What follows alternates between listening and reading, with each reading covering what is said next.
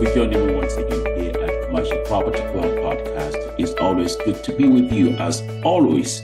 Today is another wonderful episode where we're diving into income producing property in the apartment sector, also to some other asset class in the line of medical buildings, warehouses, and triple net. But today, practically, we will just focus on the niche apartment class. This is Commercial Property Club podcast where informed investors in the likes of physicians, pharmacists, and nurses and dentists, we would also include busy professionals like the high network professionals out there. This is a place where you would learn how to build wealth with commercial property. I will be right back. Just stay tuned, grab your pad, grab your coffee, and we'll dive into valuable information concerning income producing property. Okay? Thank you.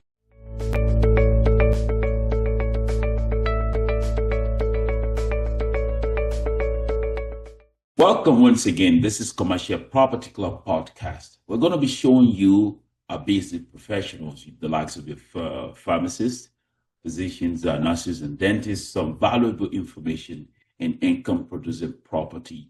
Today, you will be learning how to build wealth with income producing property in real estate. I'm your host, as usual, Ola Ibiwoye.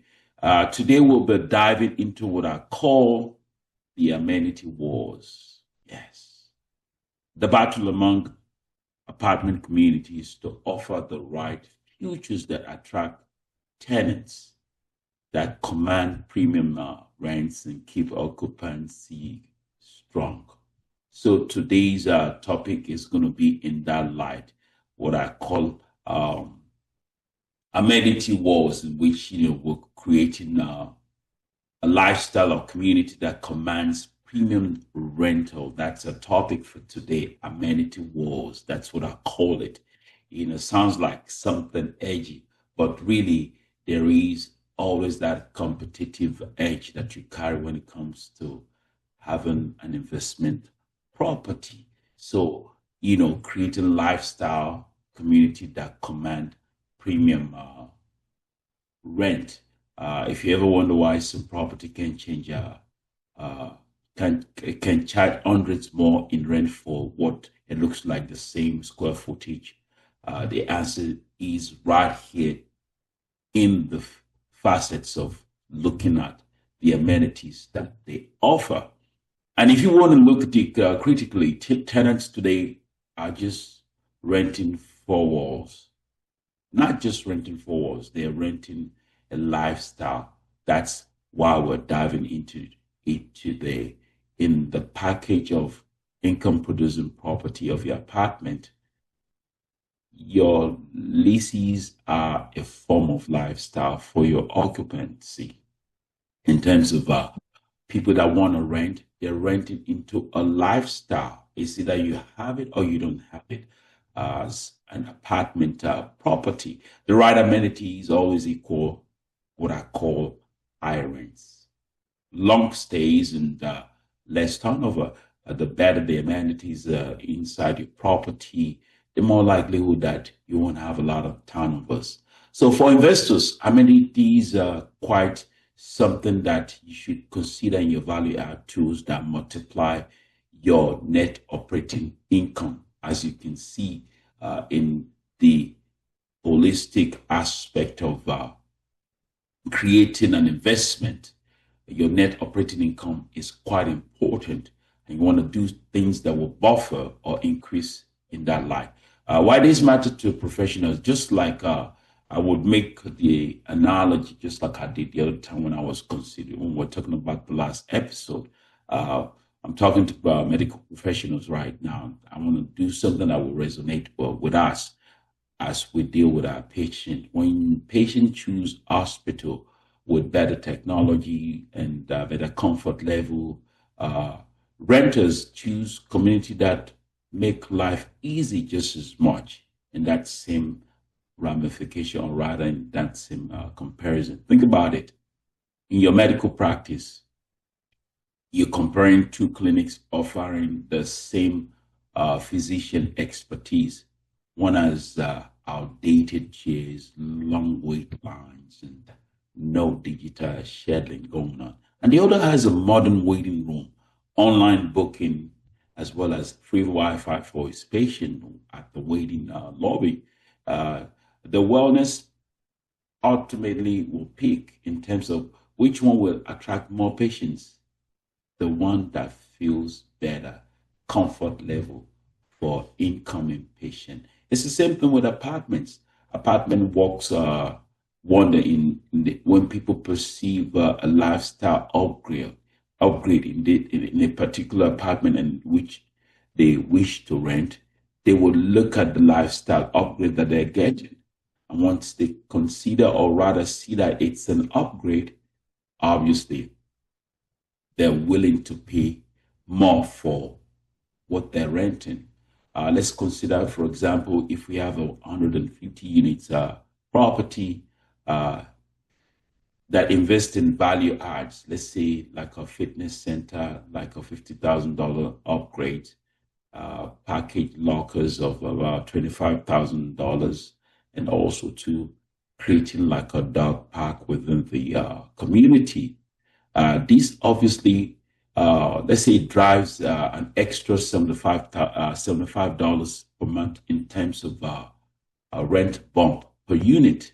Now, if you look at that across the 150 units, that's equal to 11,250 250 per month, which is $135,000 per year.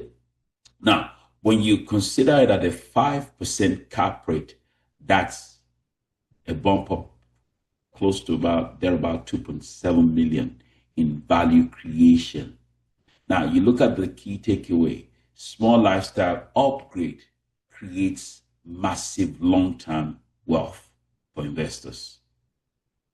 That's just no brainer at all. No brainer at all. Now, let's look at another aspect.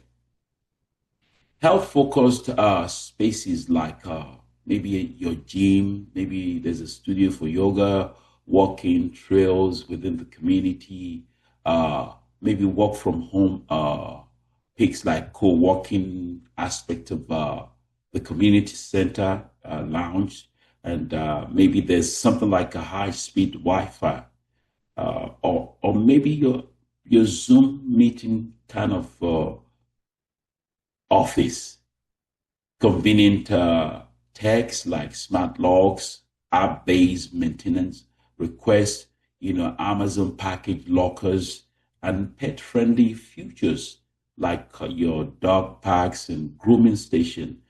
Uh, these are things that would add to the value of the community, value of the apartment building. Talk about community vibes like outdoor kitchens and lounge and fire places and social spaces also too. These are value add that could increase your net operating income. So for passive investors, you need to focus on sponsors who know how to balance the cost versus your return on investment on amenities. What I'm trying to say is that the balancing of the ratios is what would ultimately bring about profitability. So, what do you want to do as an investor? You want to ask some real critical questions when it comes to sponsors or your GPs that are going to be handling your investments. What amenities are you, or what amenities are mostly highly demanded for in that submarket? That could give you like a clue to what needs to be added. Another question you can ask them is how much rent growth is projected after this upgrade are implemented, and how quick does tenants adopt or use some of these new features, because the rapidity of this ultimately give an outcome of increase in net operating income. Another question you can ask is just like your health care. Not all treatments are necessary. You got to choose. Amenities also too that actually improve tenant quality of life is what's most necessary. Now, talking about risk versus the rewards. Some of the risks that might be involved in some of these value add is overspending on luxurious futures nobody may need. So you have to balance it out, like your movie theater, maybe a simulator in a class, probably a class C market. And when you look at the rewards, high rents, long tenant retention, and better property value would obviously be an outcome for such value adds. Now, what are the lessons that we want to learn in terms of bringing in such amenities? We want to look at critically the tenant demographic components, the local demands that you find in that aspect of market.